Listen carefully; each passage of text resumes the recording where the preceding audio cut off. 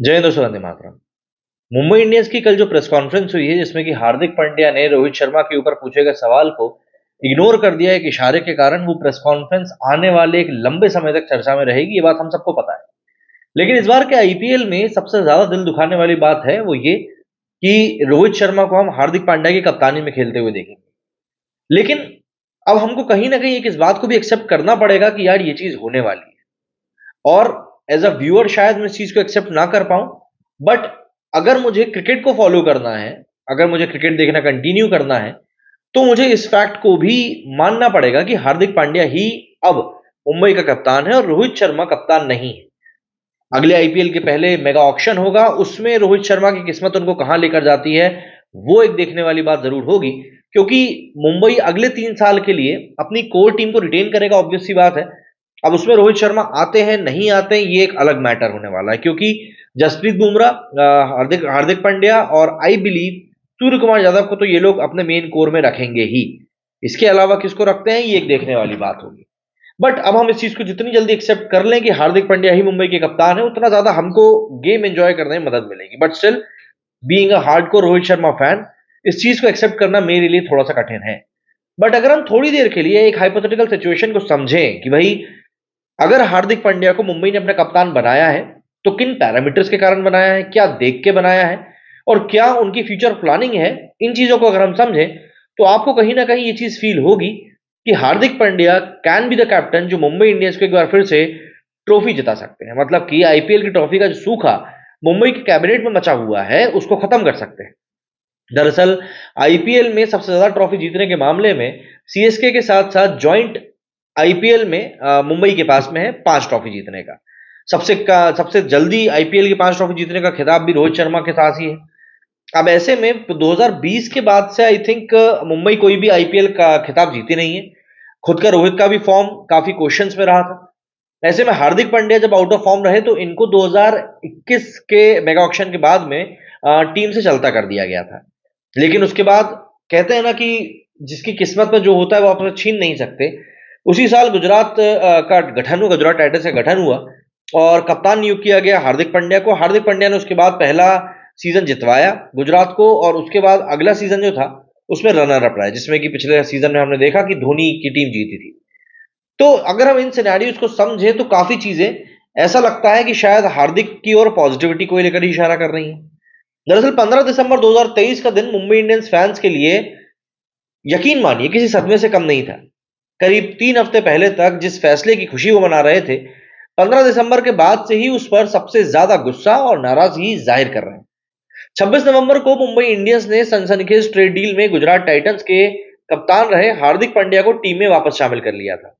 इससे मुंबई के फैंस काफी खुश थे कि भाई हार्दिक पांड्या वापस आ रहे हैं। लेकिन 15 दिसंबर को जैसे ही मुंबई ने अपने सबसे सफल कप्तान रोहित शर्मा को हटाकर हार्दिक को कप्तानी सौंपी, बस इस दुनिया की, मतलब आप समझिए, सेंध लग गई फैंस की दुनिया में, हिल गई पूरी।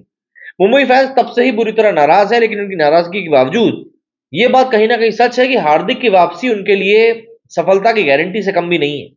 इंडियन प्रीमियर लीग की 2 सबसे सफल टीमों में से एक मुंबई ने अपना आखिरी खिताब 2020 में जीता था।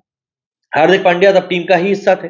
इसके बाद से ही टीम का प्रदर्शन लगातार नीचे की तरफ गया। लगातार 2 सीजन टीम प्लेऑफ तक नहीं पहुंच पाई, जबकि पिछले सीजन में उसे टॉप 4 में जगह जरूर मिली, लेकिन उसे हार्दिक की कप्तानी वाली गुजरात ने ही एलिमिनेटर में बाहर कर दिया। गुजरात ने फाइनल में जगह बनाई थी जहां उसे हार का सामना करना पड़ा था। याद रहे कि उससे पिछले सीजन में ही हार्दिक की कप्तानी में डेब्यू करते हुए गुजरात को चैंपियन बनाया था।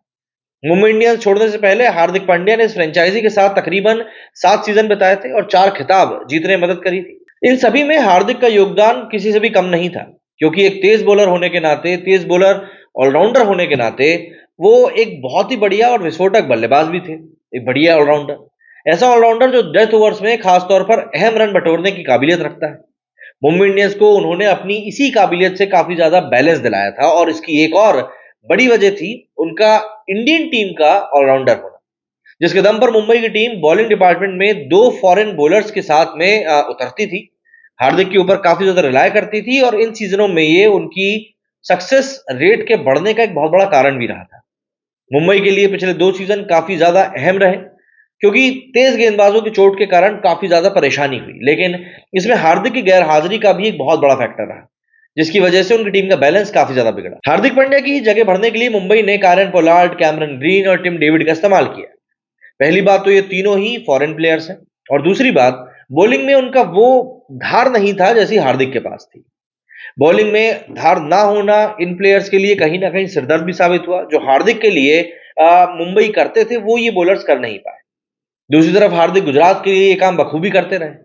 इसे इन आंकड़ों से समझिए कि गुजरात के कप्तान के रूप में हार्दिक ने 2022 के सीजन में 487 मतलब ऑलमोस्ट 500 रन भी बनाए, जो उनकी टीम के लिए काफी और सबसे ज्यादा थे, और साथ ही 8 विकेट भी हासिल किए।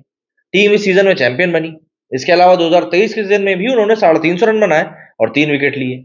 फाइनल में हार्दिक गेंदबाजी में कुछ खास नहीं कर पाए थे और उसका असर भी दिखा कि टीम फाइनल हार गई। मतलब इतनी बात तो तय है कि हार्दिक की वापसी से मुंबई इंडियंस की ताकत बढ़नी तय है, लेकिन सवाल सिर्फ और सिर्फ उनकी कप्तानी को लेकर रहेगा। क्या वो टीम में रोहित शर्मा जैसा हौसला भर पाते हैं? क्या वो रोहित की तरह मुंबई के कप्तान के तौर पर पहले सीजन में ही खिताब जिता पाते हैं?